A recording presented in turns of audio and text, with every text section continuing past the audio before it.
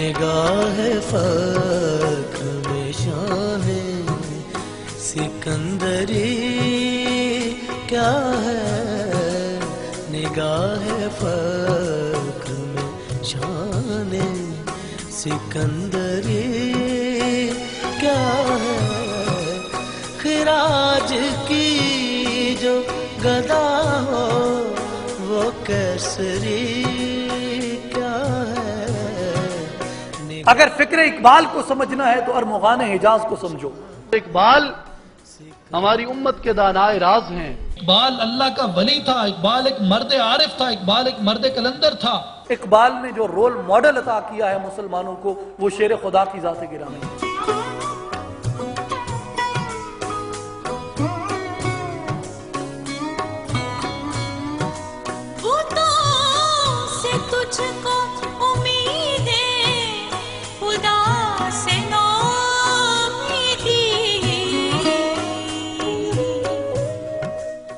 اور ہمیں حکیم الامت حضرت علامہ اقبال رحمۃ اللہ علیہ بھی یہی بتاتے ہیں کہ یہ بت ہیں، ان بتوں کو توڑ کے ہی تو آگے بڑھ سکتا ہے، کہ بتاں نے رنگ و خون کو توڑ کر ملت میں گم ہو جا، نہ ایرانی رہے باقی، نہ تورانی نہ افغانی۔ اقبال خود لکھتے ہیں اپنی نظم حضور رسالت مآب کے اندر، ان کی نظم کا عنوان ہی یہی ہے حضور رسالت مآب میں۔ تو اقبال لکھتے ہیں اس میں کہ گرا جو مجھ پہ یہ ہنگامہ زمانہ ہوا، کہ جب میں اس دنیا سے تھک گیا، جہاں سے باندھ کے میں رخت سفر روانہ ہوا، میں نیند کی گہری وادیوں میں کھو گیا، تو ہوا کیا؟ اقبال کہتے ہیں پھر ہوا یہ کہ فرشتے بزم رسالت میں لے گئے مجھ کو، حضور آیا رحمت میں لے گئے مجھ کو۔ یہ شیر محمد شیر پوری رحمت اللہ علیہ کو اپنے خط میں علامہ نے یہ واقعہ لکھا کہ مجھے ایک سید زادے نے آ کے، ایک فقیر زادے نے آ کے کہا کہ اقبال میں نے خواب دیکھا، اور اس خواب میں میں نے دیکھا کہ حضور رسالت مآب صلی اللہ علیہ وسلم کی کچہری مبارک ہے، اور میں جو یہ آپ کو خواب سنا رہا ہوں میں بے حوالہ نہیں سنا رہا، یہ مظفر برنی نے اپنے مکاتیب اقبال کے اس میں لکھا، عطا اللہ خان نے یہ اپنے مکاتیب اقبال میں لکھا، اقبال درون خانہ میں اقبال کے عزیز نذیر صوفی نے، خالد نذیر صوفی نے اس خط کا حوالہ اقبال کی اپنی تحریر سے، اقبال کے اپنے خط کے اصلی متن سے دیکھ کے اس نے یہ حوالہ دیا کہ اقبال نے بھی یہ شعر محمد شیر پوری کو لکھا کہ مجھے ایک سید زادے اور فقیر زادے نے یہ کہا کہ میں نے خواب میں دیکھا حضور رسالت مآب صلی اللہ علیہ وسلم، آپ کی کچہری مبارک ہے، نماز کی صفیں بن چکی ہیں،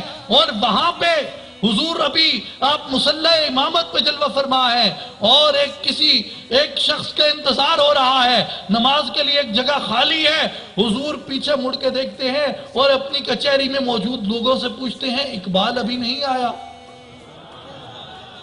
اقبال ابھی نہیں آیا۔ اتنے میں ایک شخص جاتے ہیں، وہ ایک شخص جس کی داڑھی نہیں تھی اس کو لے کے آتے ہیں، اسے لا کے حضور کے مصلی امامت کے پیچھے اس خالی جگہ پہ کھڑا کر دیتے ہیں۔ جب وہ اقبال اپنی جگہ پہ پہنچتا ہے تو اس وقت حضور جماعت فرماتے ہیں۔ تو وہ شخص جس کی اس قدر منظوری ہے، جس کی اس قدر قرب ہے بارگاہ مصطفیٰ صلی اللہ علیہ وسلم میں، جو خدا کا درویش ہے، جو خدا کا عارف ہے، جو خدا کا ولی ہے، جو خدا کا دوست ہے، امت مسلمہ کی ساری صورتحال کو، امت کے سارے زوال کی کیفیت کو دیکھ کے اقبال 1930 کے اندر اللہ کی بارگاہ سے یہ معجزہ طلب کرتے ہیں اور خطبہ الہ آباد کے اندر ایک الگ مسلم ریاست کا تصور پیش کرتے ہیں۔ علامہ اقبال رحمۃ اللہ علیہ نے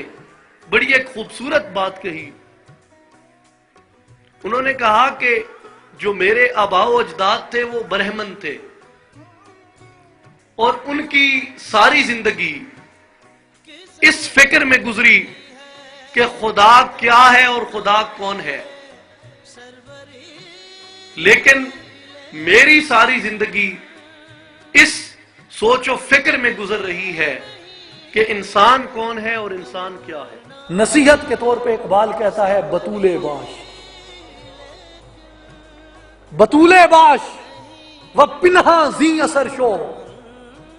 بطول ہو جا، بطولیت کو اپنا لے،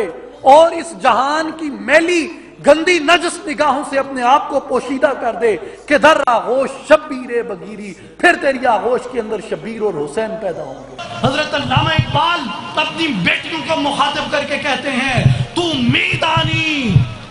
میدانی کہ سوزے گراتے تو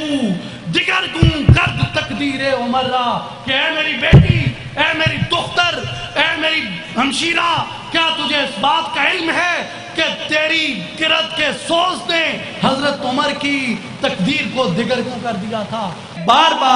بار ہمیں حضرت علامہ اقبال رحمۃ اللہ علیہ یہ درس دیتے رہے، یہ سبق دیتے رہے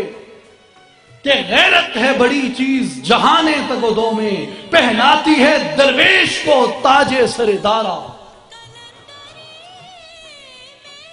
دین ہاتھ سے دے کر اگر آزاد ہو ملت، ہے ایسی تجارت میں مسلمان کا خزارہ۔ اقبال کی جو فکر ہے اس کی تکمیل ہوگی، اور اقبال نے ہمیں میخانہ نبوت کے اندر کا راز بتا دیا اور میخانہ توحید کے اندر کا راز بتا دیا کہ شب گریزاں ہوگی آخر جلوہ خورشید سے، اور یہ چمن معمور ہوگا نغمہ توحید سے۔ بہت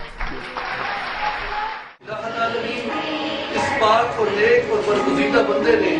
جس مملکت کا خواب دیکھا تھا اسے پایہ تکمیل تک پہنچا۔ الہ العالمین آج پاکستان کی افواج پہ، پاکستان کی قوم پہ جو کٹھن اور کڑا وقت ہے، اس میں ہمیں ثابت قدم رہنے کی توفیق عطا فرما۔ افواج پاکستان کے شہداء کو اپنے خاص جوار رحمت میں جگہ عطا فرما، اور بروز حشر انہیں سیدنا حنظلہ، سیدنا قاسم اور سیدنا علی اکبر کے جھنڈے تلے کھڑا فرما، تڑپنے بھڑکنے کی توفیق دے، دل مرتضیٰ سوز صدیق دے۔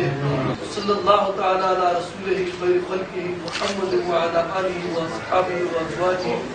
وذریاتہ واولیاء امتہ وعلماء امتہ وفقہاء امتہ اجمعین۔